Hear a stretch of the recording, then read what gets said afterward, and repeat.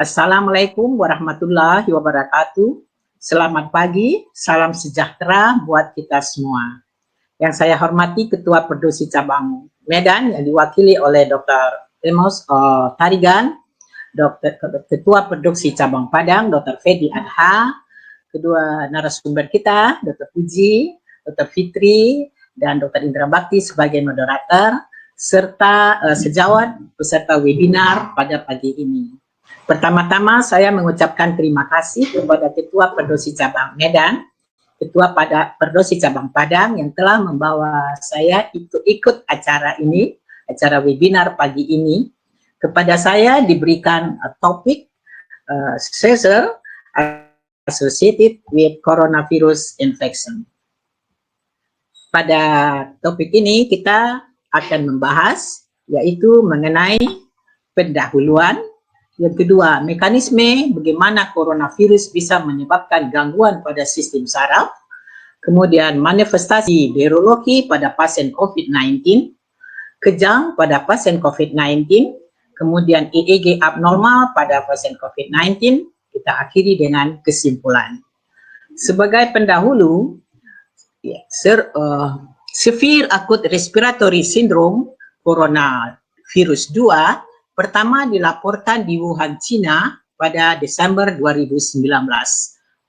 Menyebar begitu cepat ke seluruh dunia. Pada Februari 2020, WHO menamakan virus ini sebagai COVID-19. Pada awalnya, gejala neurologi daripada COVID-19 tidak banyak diketahui. Dari laporan retrospektif, didapatkan bahwa COVID-19 bisa menimbulkan gejala pada susunan saraf. Di Wuhan, 4,5–5% dari pasien yang mereka rawat memperlihatkan gejala manifestasi kelainan saraf. Mekanisme daripada coronavirus infeksi menyebabkan gangguan pada sistem saraf. Ada beberapa jalur. Yang pertama, direct infeksi, yaitu melalui aliran darah, melalui transport neural. Kedua, melalui mekanisme hipoksia. Ketiga, melalui reseptor angiotensin.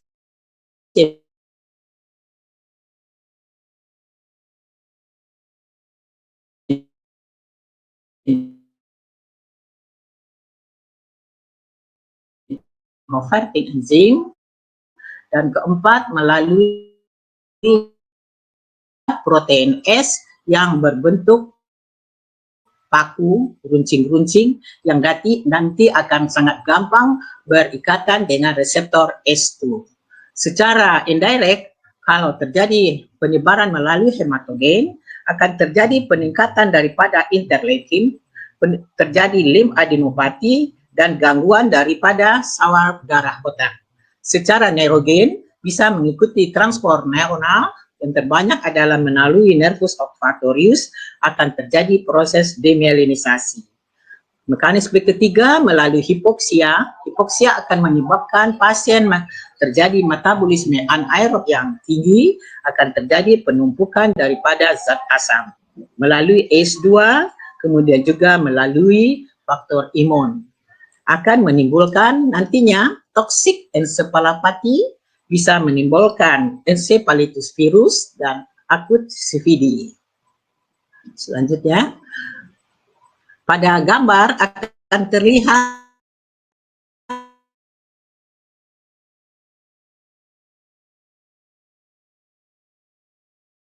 bahwa coronavirus bisa nervus vagus dan juga melalui aliran darah. Coronavirus bisa masuk ke dalam sel melalui berikatan dengan reseptor S2 pada membran sel. Kemudian coronavirus juga bisa merusak endotel dari sawar darah otak, akan menyebabkan pembentukan daripada interleukin sitokin yang berlebihan pada pasien-pasien tertentu. Bisa terjadi badai sitokin, di mana interleukin dan tumor necrosing factor dia akan terproduksi dengan banyak, sehingga akan menimbulkan neurotransmitter glutamat yang berlebihan, di mana di sini fungsi daripada astrosit, fungsi dari mikroglia terganggu, neuron menjadi hiperexcitabilitas, maka akan terjadi kejang. Coronavirus sendiri juga bisa menyebabkan kelainan pada endotel kapiler dari plexus choroideus. Coronavirus bisa memasuki liquor, akan terjadi meningitis. Kalau jalur untuk aliran darah itu biasanya sering pada pasien dengan Japanese encephalitis, di mana terjadi multiplikasi daripada sel-sel daripada Japanese encephalitis nanti masuk ke aliran darah, timbul mononuklear makropah, juga akan merusak blood-brain barrier masuk ke dalam otak. Tapi ini jarang pada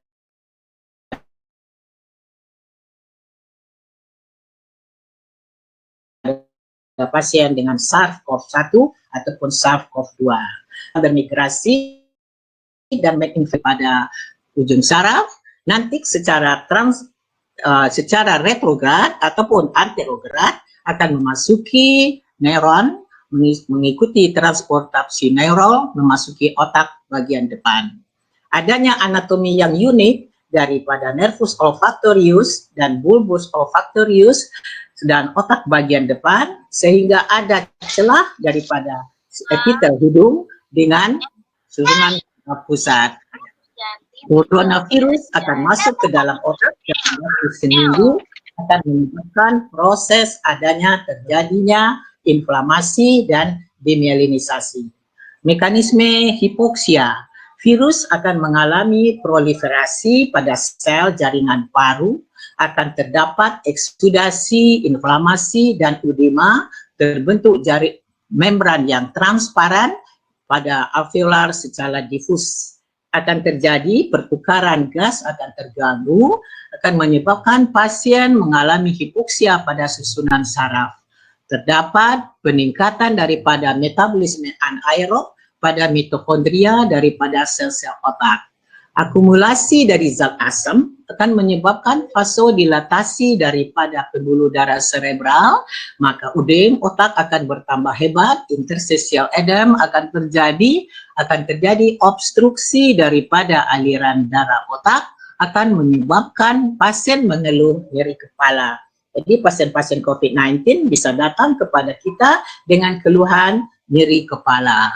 Bila hipoksia akan berlanjut terus, maka akan terjadi edema cerebral dan akan terjadi fungsi daripada otak akan memburuk, pasien menjadi drowsiness atau bisa sampai koma. Fungsi daripada otak yang menjelek akan menyebabkan pasien bisa berakhir dengan koma ataupun kematian. Angioconverting enzim berfungsi sebagai pengatur tekanan darah dan juga berperanan dalam mekanisme anti-aterosklerotik. Merupakan target yang sangat penting dari coronavirus.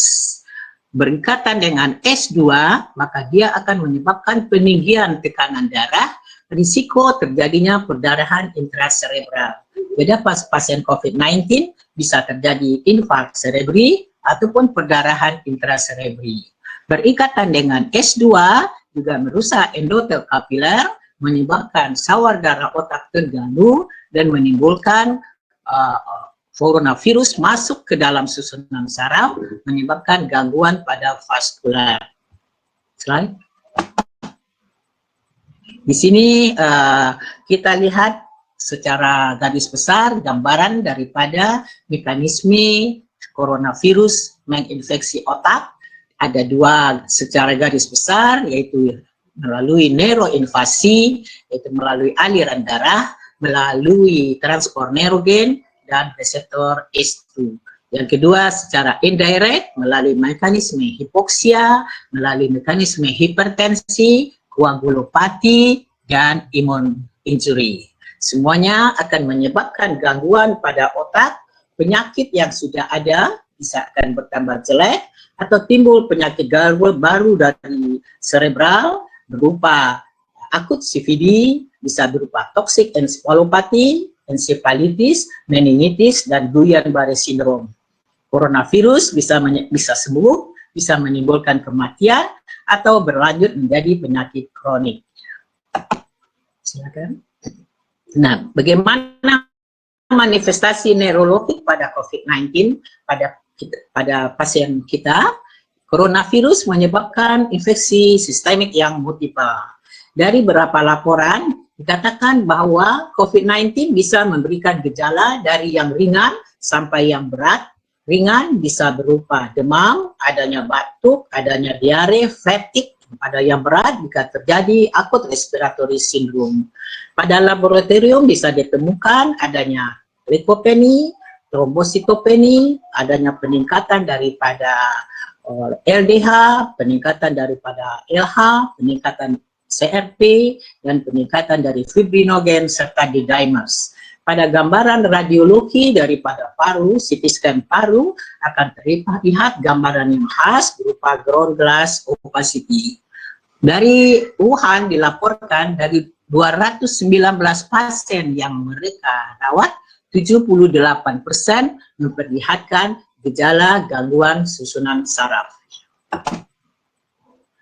Jadi manifestasi neurologi akan bisa kita jumpai pada susunan saraf pusat, pada susunan saraf tepi, pada muskuloskeletal. Pada susunan saraf pusat bisa terlihat yang paling ringan adalah nyeri kepala, bisa terjadi multiple sclerosis, delir, terjadinya CVA, infark ataupun perdarahan, bisa terjadi kejang, toxic encephalopathy, meningitis, encephalitis. Pada susunan saraf tepi yang paling sering kita temui adalah anosmia, ageusia, bisa terjadi Guillain-Barré syndrome ataupun Phelan-Nefer syndrome. Pada saraf pada muskuloskeletal bisa kita temukan atonia ataupun paresis. Kejang dan penyakit COVID-19. Sebelum kita masuk, kita bicarakan dulu apa itu seizure dan apa yang disebut dengan acute symptomatic seizure. Seizure, kejang atau bangkitan adalah gejala yang terjadi mendadak, bermanifestasi fisikal, bisa dalam bentuk konfusi, gangguan sensoris, bisa berbentuk perubahan kesadaran yang diakibatkan oleh timbulnya aktivitas listrik yang abnormal di otak. Sedangkan acute symptomatic seizure adalah kejang yang terjadi setelah otak mengalami suatu kondisi yang berat yang terjadi dalam waktu 1 minggu, bisa disebabkan oleh toxic encephalopathy, bisa disebabkan oleh karena tumor, trauma, ataupun post-operatif dari proses intrakranial. Sedangkan epilepsi adalah satu penyakit otak yang ditandai oleh pertama, sekurang-kurangnya 2 unprovoked seizure atau reflex seizure yang terjadi dalam jarak lebih dari 24 jam, atau 1 unprovoked seizure, kemungkinan untuk terjadinya kejang di masa depan 10 tahun itu kira-kira 60%, atau sudah didiagnosa sebagai epileptic syndrome. Untuk klasifikasi tadi sudah diterangkan oleh Dr. Puji, kita lewatkan saja. Gambaran kejang pada pasien COVID-19. Kejang dan status epileptikus pada pasien dengan COVID-19 tidak banyak dilaporkan setelah kita mengalami pandemi selama 5 bulan. Kejang pertama kali dilaporkan oleh Moriguchi et al.